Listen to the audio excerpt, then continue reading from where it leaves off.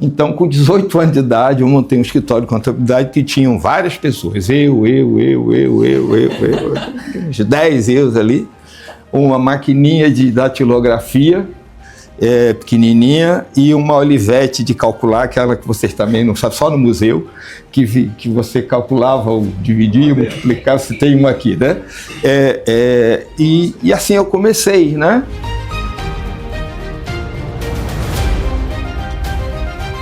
Mais uma vez, estamos aqui para o 7º encontro do nosso programa Nossos Clientes, Nossa História. Vou apresentar o Dr. Sérgio Silveira Melo. Ele é graduado em Ciências Econômicas, Ciências Contábeis e Administração de Empresas, especialista em auditoria analítica pela FGV, auditor independente com registro na CVM, professor universitário de várias universidades. Foi membro do Conselho de Contribuintes do Ministério da Fazenda, o atual CARF, autor e coautor de vários livros, membro do Grupo de Estudos Tributários do Conselho Federal de Contabilidade e árbitro da BBM, membro consultivo do Conselho Consultivo da Thomson Reuters e Fiscosoft e presidente da Academia Cearense de Economia. O Dr. Sérgio é presidente e sócio fundador da SM Consultoria, que há mais de 30 anos atua nas áreas de gestão patrimonial, consultoria tributária, societária e econômico-financeira.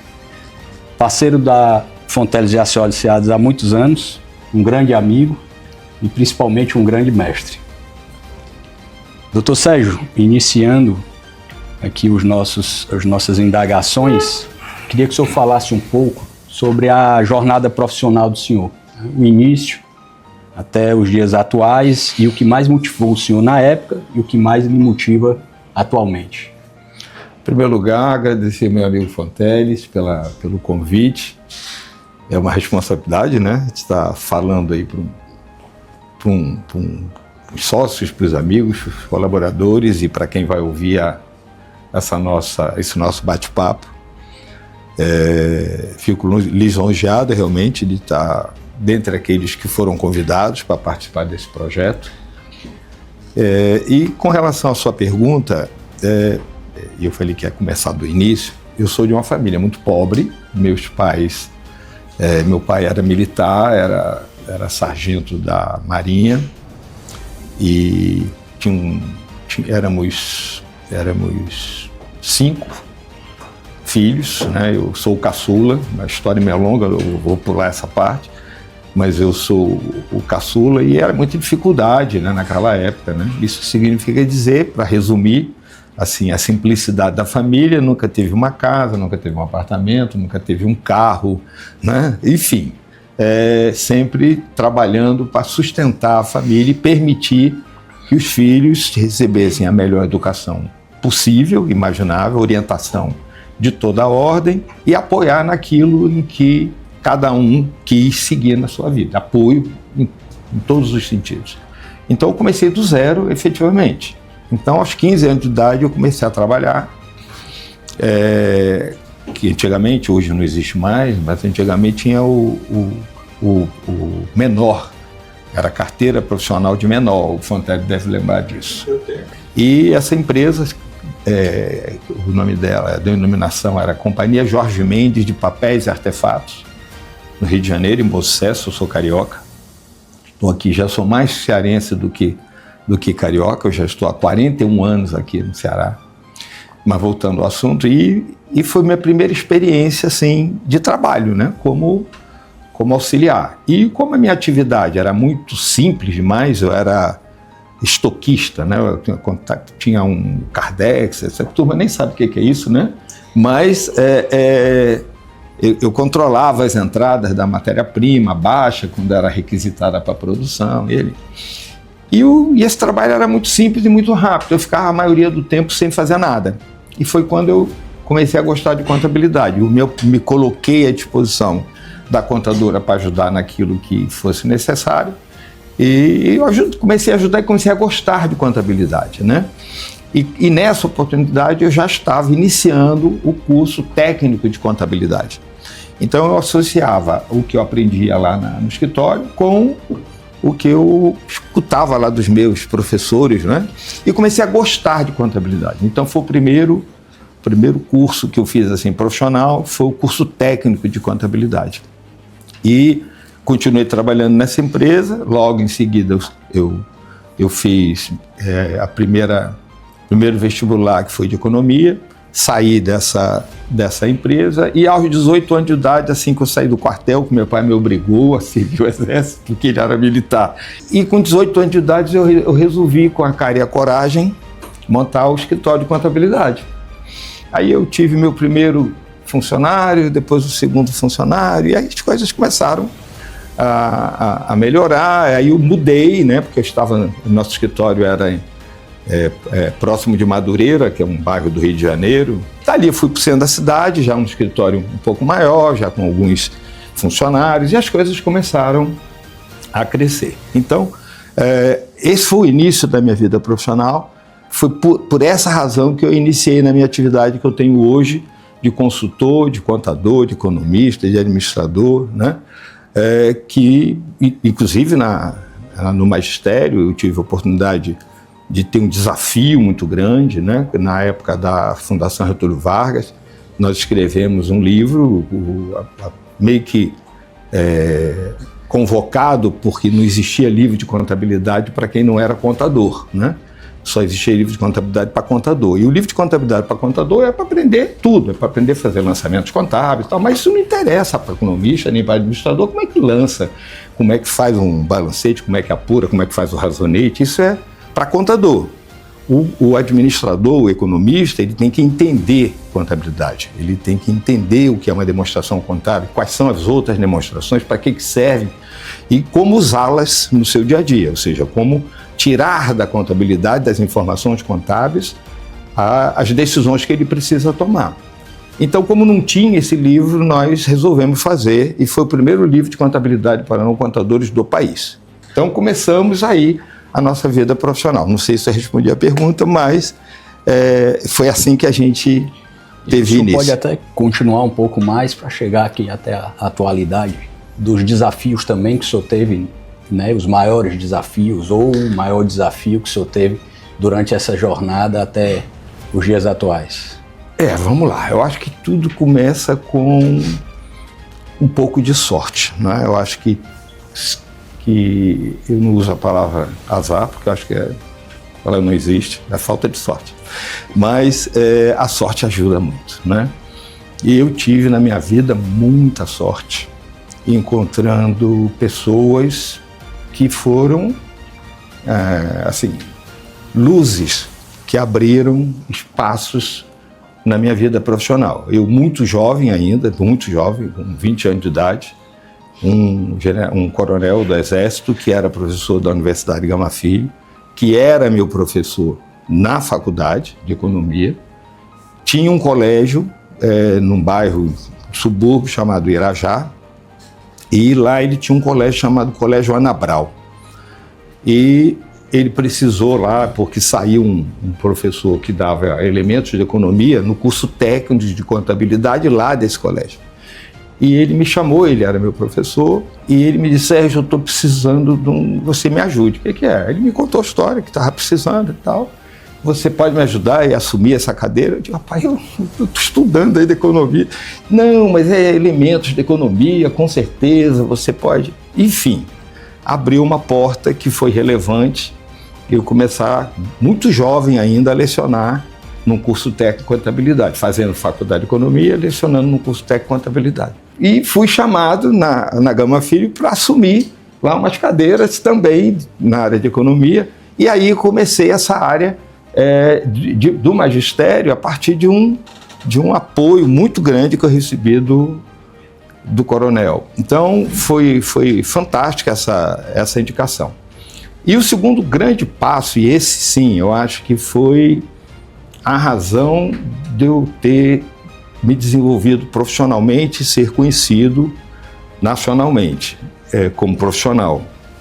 Foi através de uma outra indicação de um cidadão fantástico, chama-se Celson Afonso de Oliveira Mendes, que foi um dos precursores da criação da SUDENE, E naquela época ele recebeu um convite para participar de uma licitação para desenvolver o segundo Plano Nacional de Desenvolvimento Pesqueiro.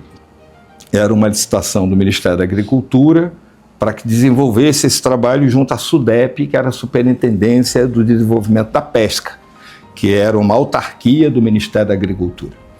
E naquela época precisava, para participar, ter um escritório. Nós entramos com o nosso escritório, participando junto com o time dele, e foi exitosa essa participação, e desenvolvemos o segundo Plano Nacional de Desenvolvimento Pesqueiro. Isso em 1972, que terminou em final de 73, foi 1 ano e meio, mais ou menos, e foi onde eu tive a oportunidade realmente de crescer profissionalmente. Primeiro, pela exposição que eu tinha de estar com grandes profissionais de várias áreas que fizeram parte desse projeto do desenvolvimento desse segundo Plano Nacional de Desenvolvimento Pesqueiro, a oportunidade de estar junto com o ministro, junto com, enfim, com um nível mais elevado do governo brasileiro daquela época e muitos profissionais qualificados. E o principal de tudo é que pela área que eu atuava, era a área de acompanhamento, desenvolvimento e acompanhamento dos projetos que existiam na SUDEP naquela época, eu fui conhecer todas as empresas de pesca incentivadas naquela época. 137 empresas. Conheci de ponta a ponta todas as empresas incentivadas do Brasil. Isso me fez conhecido, ou seja, quando eu saí da SUDEP, que terminou o segundo plano e que nós entregamos o segundo plano, quem precisava de serviços para as suas empresas de pesca só lembrava no nome, né? O cara que entende desse negócio é o Sérgio Mello, porque ele participou do desenvolvimento, veio, nos conhece, sabe, enfim, entende da atividade, e foi aí que nós tivemos a possibilidade de ter como cliente empresas de praticamente todo canto onde tem pesca no Brasil, do norte a sul, de leste a oeste. Onde tinha pesca, nós tínhamos algum tipo de relacionamento. E aí eu passei a fazer projeto para a Sudene e para a Sudan também. Como as coisas começaram a tomar um corpo muito grande, eu passei a ter uma quantidade de clientela muito grande, aí veio uma outra coisa boa, que a Comissão de Valores Imobiliários, a CVM, exigiu que todas as empresas incentivadas, seja por Sudene, Sudan, SUDEP, reflorestamento, enfim, quem tivesse incentivo fiscal era obrigado a ter auditoria externa. E criou dentro da própria CVM como se fosse uma companhia aberta, sem ser, mas um registro especial de empresas incentivadas. Ou seja, as empresas incentivadas precisavam ter um registro na CVM e, por força disso, obrigadas a ter auditoria externa. Se eu tenho essa quantidade enorme de clientes, que é da área de projetos, da Uniplan, e essas empresas precisam ter auditoria externa, por que eu não crio a minha empresa de auditoria externa? E aí eu criei a Mello e Dutra Auditores e Contadores para atender, ou seja, para fazer auditoria naquelas empresas incentivadas. Clientes nossos ou não, né? Ou seja, mas também passamos a atender em diversos lugares. Isso me obrigou a ter matriz no Rio de Janeiro, filial em Belém, filial em Itajaí, Santa Catarina. Então nós cobríamos praticamente o Brasil inteiro onde tinha pesca. E óbvio que você fazendo auditoria, fazendo projetos, acabamos fazendo não só para a pesca. Começaram a aparecer outras atividades, outros tipos de negócios que, nos conhecendo ou por indicação, passamos a atender também. Tanto fazendo projetos pela Uniplan, como fazendo projetos pela Mello e Dutra Auditores. Mas foi exatamente, acho que o grande salto foi o trabalho que nós desenvolvemos na época pelo GAP, que era o Grupo Auxiliar de Planejamento de Projetos, quando nós elaboramos esse segundo Plano Nacional de Desenvolvimento Pesqueiro, que me permitiu, primeiro, conhecer a pesca nacional e, segundo, ter uma projeção nacional muito maior, né? Além da bandeira de uma FGV por trás, né? O professor Dona Gama Filho, que era muito importante na época, então já ter livros escritos, enfim, isso ajudou muito a impulsionar a minha a minha vida profissional. E por conta dessas duas empresas, eu tinha muitos clientes aqui no Nordeste, e em particular aqui no Ceará, e mais ainda aqui em Fortaleza. Então, as empresas de pesca daqui, todas eram nossos clientes. Então, eu tinha uma vida um pouco complicada. Eu saía do Rio domingo à noite, chegava aqui domingo à noite, trabalhava segunda, terça e quarta eu voltava para o Rio, aí passava quinta, sexta, domingo, voltava na segunda-feira, enfim, era uma vida meio difícil. E quando eu falo Rio, não necessariamente Rio, às vezes eu tinha que ir para Belém, às vezes eu tinha que ir para Santa Catarina, né, para Itajaí, e eu não aguentei, né? Com 4 anos depois eu vendi a Uniplan, com 5 anos depois eu vendi a Meli Dutra Auditores, e para quem é do ramo aqui, talvez conheça, mas existia uma empresa, existe até hoje, de auditoria, não é gigante, mas é relevante no Brasil, que é a Walter Royal Auditores. E a Walter Royal comprou as nossas unidades de Belém, do Rio e de Itajaí. Inclusive, nós tínhamos unidade com a unidade física, ou seja, o imóvel era parte do nosso ativo. E aí eu me radiquei definitivamente aqui no Ceará com uma contratação importante, interessante, passei a ser sócio e acionista das empresas do grupo em pesca, né? Naquela oportunidade fizemos uma operação muito relevante, que foi a compra do Banco Pontual, um trabalho muito grande, de muita gente, mas eu tive uma participação extremamente relevante pelo relacionamento que eu tinha com essas pessoas. Dentro dessa história do senhor, e já chegou no Ceará, aí como o senhor colocou, quais as maiores dificuldades que o senhor poderia elencar para empreender, que o senhor é um empreendedor além de consultor, e bem como para a atividade de consultoria aqui no Ceará? Então eu vou continuar de onde eu parei.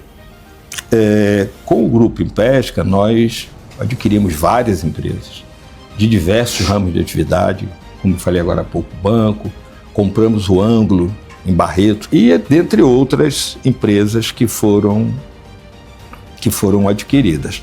E eu fiquei no Grupo Impesca até 96.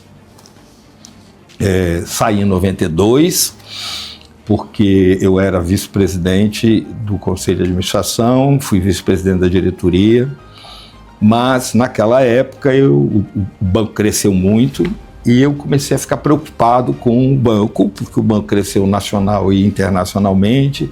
Abrimos o banco em Bahamas, que é o de New Land Bank. Eu era responsável pela área internacional, controle das operações, e comecei a ficar preocupado naquela época e não conseguia mudar, porque quando as empresas, os conglomerados começam a crescer, também o poder é bem dividido, né? Então a gente vai perdendo um pouco daquela força que se tinha originalmente. E eu cheguei à conclusão, já que eu não tinha poder de mudar, então eu preferi sair, vendi minhas participações, renunciei, isso em dezembro de 2002, de 92, e fui saindo das outras empresas do grupo, mas do banco eu saí. Com o recurso que eu recebi da venda, eu criei a SM, Fomento Mercantil, em 92. E a partir daquele momento, as minhas 2 filhas mais velhas já começaram a trabalhar comigo, a Mônica e a Simone. A Bianca ainda era mais nova. E eu comecei a empreender nessa área, continuei no grupo, saí do banco como diretor e como membro do conselho, saí do banco também na qualidade de acionista, porque eu vendi minhas participações, e criei a SM, que começou a crescer. Contratei profissionais de mercado para tocar com o executivo, já que eu continuava no Grupo Impesca, mas fiquei até julho de 96. Em julho de 96 eu saí do grupo e passei a ir para dentro da SM, e foi quando eu criei a SM Consultoria. E a SM Consultoria existe até hoje, como a SM Fomento existe até hoje, não mais como uma empresa de fomento mercantil, porque em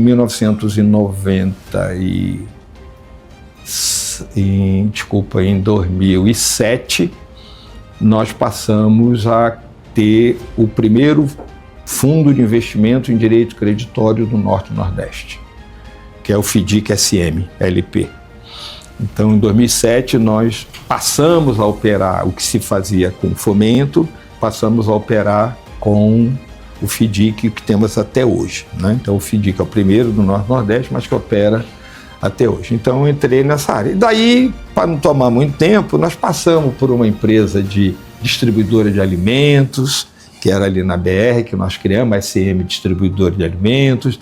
Depois criamos a SM Trading, que era uma exportadora de camarão. Nós financiávamos as fazendas de camarão e comprávamos esse camarão, mandávamos processar e exportávamos. Até 2006 a gente conseguiu ter uma participação muito boa, relevante nesse mercado de exportação de camarão. Então, o que a gente fez ao longo da vida foi muito trabalho, muita dedicação, muito foco. E entender que se você entra num negócio que é difícil de sair, é recomendável não entrar, né? Porque o risco da perda é muito grande e a gente, como profissional de mercado, a gente vê isso, né? Isso não quer dizer que esse tipo de empresa não deve existir, claro que sim, porque senão o mundo não seria o que é hoje, né?